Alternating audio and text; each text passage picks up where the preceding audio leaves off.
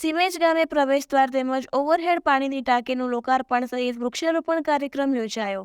ધોળકા તાલુકાના સીમેજ ગામ ખાતે માનનીય પૂર્વ કેબિનેટ મંત્રી ભૂપેન્દ્રસિંહ ચુડાસમા તેમજ ધારાસભ્ય કિરીટસિંહ ડાભી દ્વારા ગામના નવનિર્માણ પામેલા પ્રવેશદ્વારનું રિબિન કાપીને લોકાર્પણ કર્યું હતું તથા વાસમોની નલ સે જલ યોજના હેઠળ ઓવરહેડ પાણીની ટાંકી, સમ બોર અને બોર માટેના પંપ રૂમનું કુલ રકમ 35,35,506 લાખ રૂપિયાના કામનું લોકાર્પણ કર્યું હતું. ગ્રામજનો અને ગામના ખેડૂતોને સોલાર સિસ્ટમનો વધુમાં વધુ ઉપયોગ કરવા અને ગામમાં વૃક્ષારોપણ કરવા માટે પ્રેરિત કર્યા હતા, જેથી પર્યાવરણનું રક્ષણ અને જતન ભવિષ્ય માટે થઈ શકે.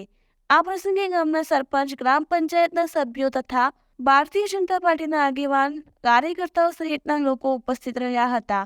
ત્યારબાદ સીમેજ ગામે વરસાદની શરૂઆત થઈ ચૂકી છે, ત્યારે વન વિભાગ ધોળકાની વિવિધ યોજનાઓ થકી ગામના તળાવ કિનારે આવેલ જગ્યામાં 1200 જેટલા અલગ અલગ જાતના વૃક્ષોના રોપણ કર્યું.